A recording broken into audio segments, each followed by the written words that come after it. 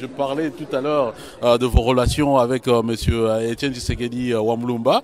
Pour d'aucuns, vous avez joué pratiquement la diplomatie pour le rapprocher de Monsieur Moïse Katumbi, qui se fait qui est aussi votre frère. Est-ce que vous pouvez confirmer ce rôle-là de médiateur dans cette négociation? Bon, mon rôle, ce n'est pas seulement de rapprocher Katumbi Moïse à Tshisekedi ou Kyungwa Kumwanza Gabriel à Tshisekedi. C'est de vouloir, le souci c'est de vouloir voir que tous les Congolais, tous les enfants, tous les acteurs politiques puissent se mettre ensemble pour parler un seul langage. Ça pouvait être Oscar ou Grégoire ou Georges, je ferai le même travail. C'est dans le souci de faire un bloc pour défendre la Constitution. Alors dans ce conclave ici, Moïse Katumbi a été annoncé, mais finalement on ne le voit pas. Qu'est-ce qui se passe? Vous savez très bien vous-même qu'il est en train de suivre les soins médicaux pendant les troubles, les soi-disant procès créés là-bas. Dans les bousculades le vendredi, il y a un individu qui s'est introduit derrière lui qui lui a fait une piqûre dans le dos. Alors maintenant, on est en train d'analyser pour voir c'est quel genre de poison pour trouver l'antidote. Ce n'est pas facile. Donc il est aux soins et la santé n'a pas de prix. Alors vous confirmez que finalement c'était un poison, ce qui s'est passé à Lubumbashi? C'était une piqûre, on lui a fait une piqûre dans le dos, mais je confirme. Oui. Et c'est tout à fait diabolique et je condamne même ça.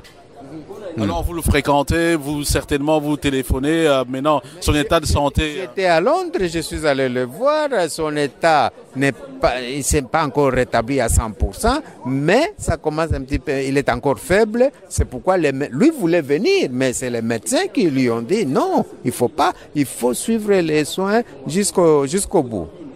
Alors finalement, il est ici à Londres, comme vous le dites, ou en Europe en général, mais en même temps, il y a son procès dont il est inculpé. Nous venons d'apprendre que son garde du corps, enfin, qui est présenté comme mercenaire, a été libéré. Finalement, comment voyez-vous la suite de ce procès? Vous savez, l'avantage de la chance qu'on a au Congo, c'est que le ridicule ne tue pas.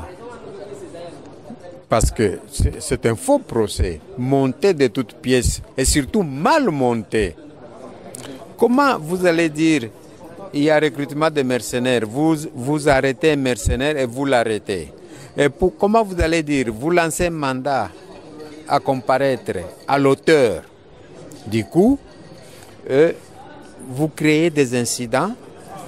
Il répond le lundi à votre convocation, le mercredi à votre convocation et le vendredi, il vient répondre à votre convocation, mais vous l'empêchez même d'entrer, vous créez des problèmes. Alors il est à l'hôpital, très fatigué et malade, vous lui lancez un mandat d'arrêt provisoire et dans ce mandat d'arrêt provisoire, il peut aller se faire soigner.